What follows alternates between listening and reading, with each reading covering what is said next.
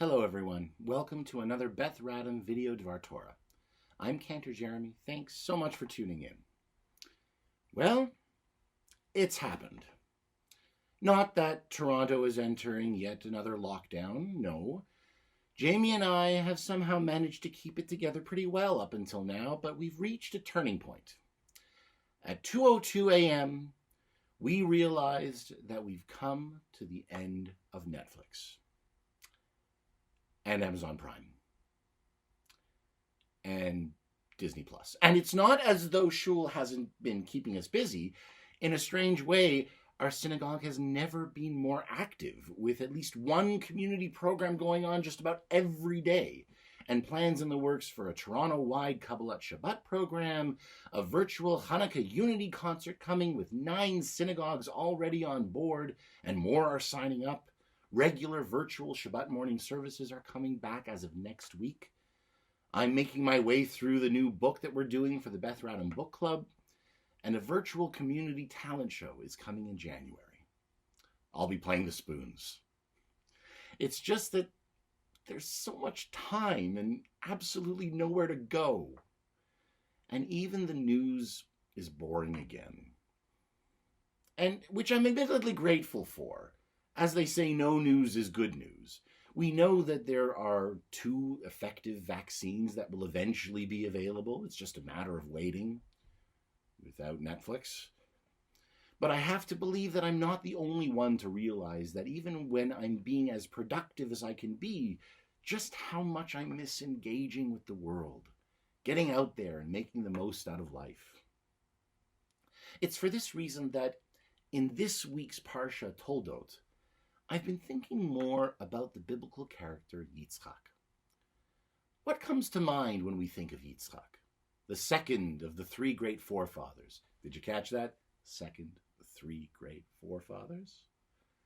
At least for me, it's the story of the binding of Isaac, which I suspect is probably what most people think of.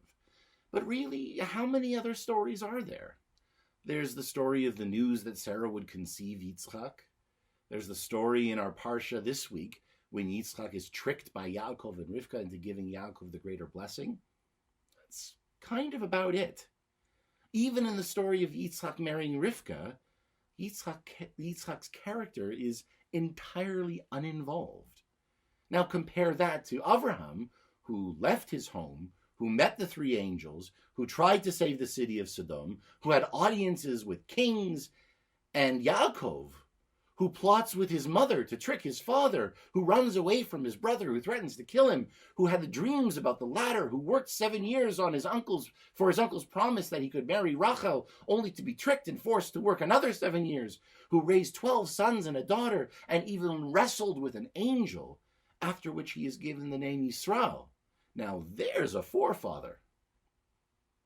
When we explore the ancient Aggadic literature, the first story teaches that Yitzchak was the counterpart to his father Avraham in body and soul, that he resembled him in every way, in beauty and wisdom and strength, wealth and noble deeds, and it was therefore as great an honor for Yitzchak to be called the son of his father as for Avraham to be called the father of his son.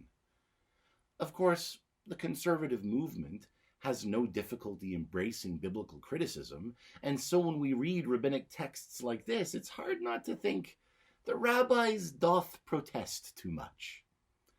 That's Shakespeare. He liked to protest the rabbis. And why not?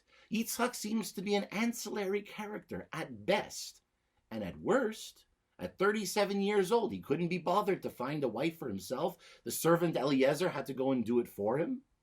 And he doted on his brutish older son Esav, while apparently ignoring his younger son Yaakov. And let's not forget, it's not as though Yitzchak was stuck in quarantine for years out of his life. Despite these apparent shortcomings, however, it seems that Yitzchak still manages to do whatever job it seems that God had intended for him. When a famine strikes and Yitzchak makes plans to move his clan to Egypt, God appears to him saying, "Do not go down to Egypt. Live in the land which I shall tell you. Sojourn in this land, and I will be with you and will bless you. For you and to your seed I will give all these countries, and I will perform the oath which I swore to Abraham your father, and I will make your seed multiply as the stars of heaven, and I will give to your seed all these countries, and in your seed shall all the nations of the earth be blessed. That's Bereshit chapter 26, verses 2 to 5. The rabbis ask, why is it that God allowed both Abraham and Jacob to go to Egypt when the need arose, but Yitzchak, Isaac, was prohibited? To answer that, the rabbis begin with another question. What must Yitzchak have been like as a person? We certainly can't tell much from the things that Yitzchak says, since he doesn't speak much in the Torah at all. Perhaps he's the strong and silent type. But then we remember Yitzchak's traumatic childhood. His father was ready to sacrifice him on God's instruction, but still, it doesn't seem that Yitzchak even protested. The Akedah may have been the reason that his mother Sarah died. But how did it affect Yitzchak? The rabbis say that Yitzchak was an olah temimah, a perfect, pure offering, making him a person of unique holiness for the rest of his life. Perhaps he didn't have the gift of the gab like his father. Perhaps he wasn't the warrior that his son Yaakov would grow up to be, but instead just a simple, quiet man of piety and contemplation. The rabbi suggests that his holiness gave him a special connection to the promised land, and that going to live in Egypt would be beneath him. Unlike his father and his son, who were merchants and shepherds, Yitzchak apparently focused his clan on agriculture, using his connection to the land to amass enormous wealth. Quote, for he had possessions of flocks, and possessions of herds, and great store of servants, and even the Plishtim envied him. That is, again, Bereshit chapter 26, verses 12 to 14. In the story where Yaakov disguises himself as his brother Esav in order to trick an infirmed Yitzchak into giving him the greater blessing, we note the peculiar wording as the Torah describes the scene. Quote, and he came near and kissed him, and he smelled the smell of his garment and blessed him and said, see, the smell of my son is like the smell of a field which God has blessed. Bereshit chapter 27, verse 27. We often wonder why it is that people who live in urban areas typically have different personalities, ideologies, and political leanings than those who live in rural areas. Many urbanites fail to understand why rural folks can often be very defensive when it comes to their territory, and there's a historical reason for this. Merchants and tradesmen are portable.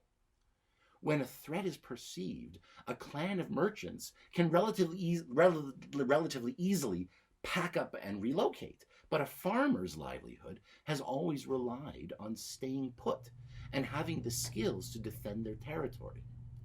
It's no wonder why Yitzchak may have valued Esav's skills more than Yaakov's, as he probably saw in Esav much of himself despite Esav's brutishness.